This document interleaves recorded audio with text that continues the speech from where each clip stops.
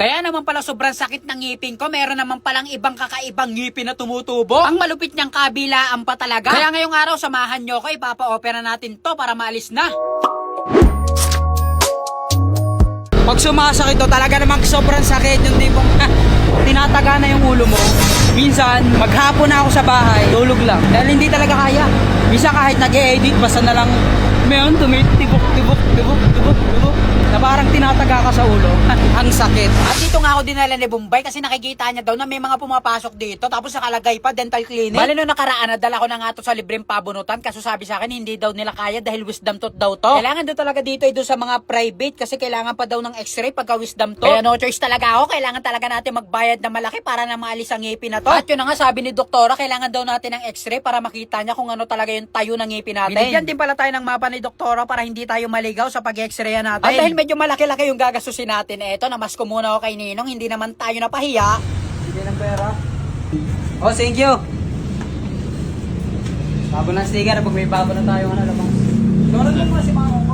Siyempre, diretso na kagad tayo dito sa pag-x-ray natin. Kahit pakita kang ano, nakabad. Ayun, Ayun nga pala. Mukha nga pala ng x-ray mo. Sabi mo, nandito ang ngipin ko. Totoo ka talaga, boy.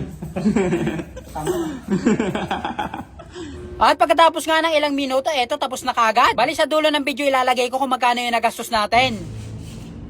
Kaya pala siya masakit ito. Ay, oo nga, ganyan pala. Dalawa palang nakaganyan. Oo, yan o.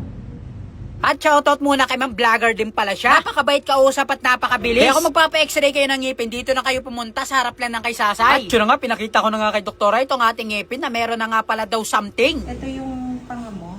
Yung part niya nandun na nasa panga mo na siya. Tapos napansin, nakita mo tong itim na to. Nga ba?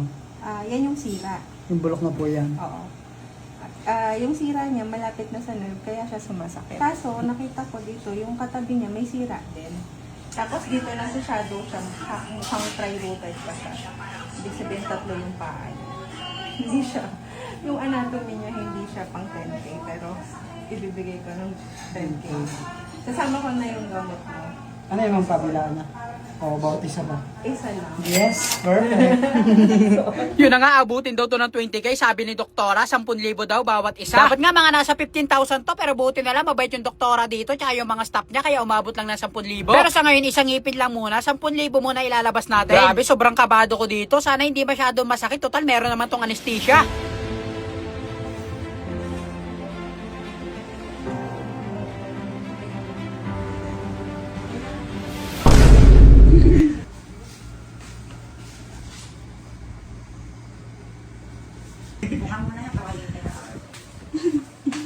Oo, parang ano ka. Yung baliw sa mental. Ay, napo.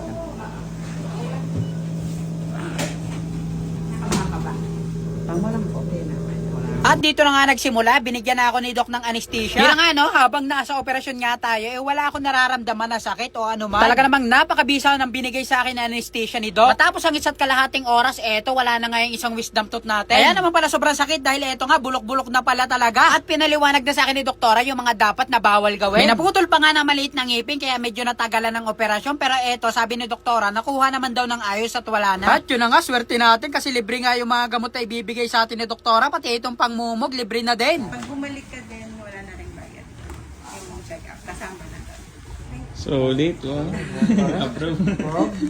Huwag mo ng pera, lalo mabayad yun. Hindi yung mga kalisita.